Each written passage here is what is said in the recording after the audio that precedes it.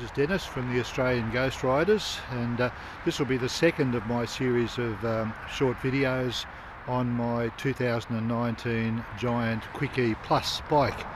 And today I am at the foot of Donna Buang, just on the outskirts of Warburton, or actually Yarra launching place in the Yarra Valley. And our aim today is to ride up Mount Donna Buang.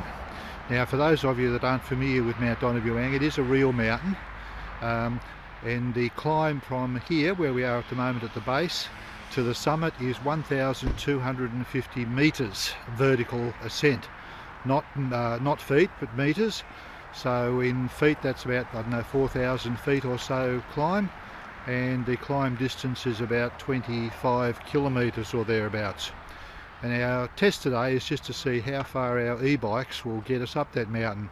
I have no idea how far I'm going to get, but we're just not going to take it too seriously. The idea is to let the bikes do as much work as they need to do, and we'll put in, obviously, and we'll just see how far we can get before the batteries are exhausted, and then we'll turn around and roll back down to the base.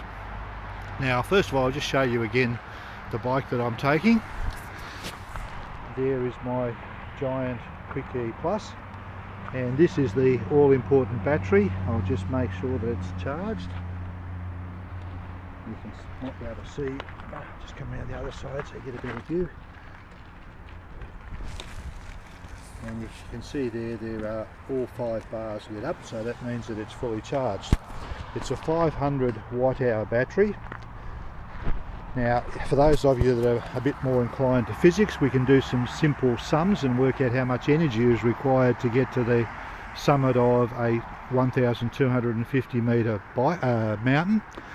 And according to the physics formula, it's E equals mgh, where m is the combined mass of the cyclist plus the bike, g is the acceleration of gravity, 10 metres per second approximately, and h is going to be the height in metres that we're going to be climbing. Now, I did a few quick sums on it, and I worked out that to get me and my bike to the top of that mountain over there is going to require about 1.5 megajoules of increase in potential energy. Now, that battery there is a 500 watt hour battery. A watt is a joule per second, and that's telling me it can supply 500 watts or 500 joules per second for 1 hour approximately. Do the sums on that, and that comes out to a total energy potential of about 1.8 megajoules. So in theory you might think, well, it should be a piece of pie, we've got plenty of energy to get to the top, but of course no motor is 100% efficient, and we're going to have all sorts of friction on the way up, air resistance, road resistance and so on. So there is no way that that battery will get up to the top without a lot of extra input from the rider, i.e. me.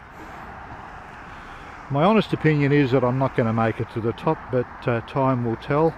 I'll do a few updates as we go along and just see how the battery is going, how the rest of the crew is going as well. And joining me today, I've got about 10 other e-bike riders. You can see them there in the car park, just getting their machines ready, a variety of different types of bikes, and it'll be interesting to see how this experiment pans out, to see how many of them make it how far up the mountain. So that's it for now. We'll be heading off in a few minutes.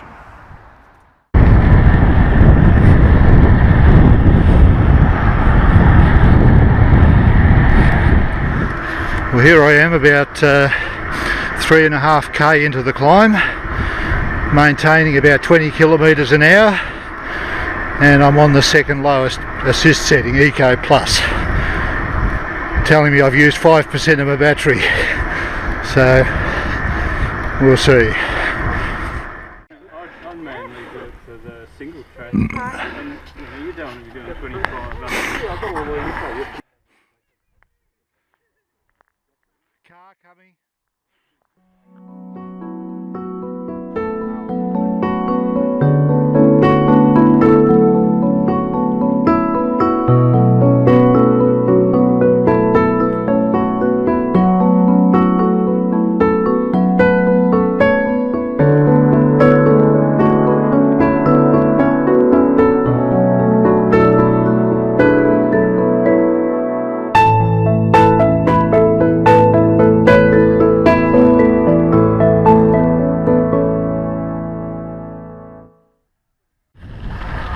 We're now 11k into the climb and approaching Panton Gap, which is the final turn off to Donna Buang.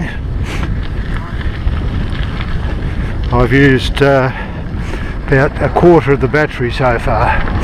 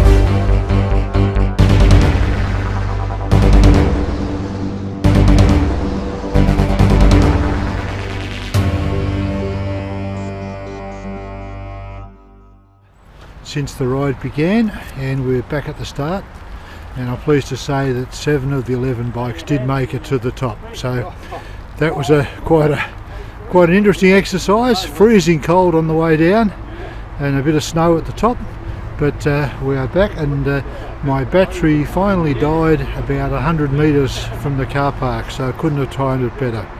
So over and out.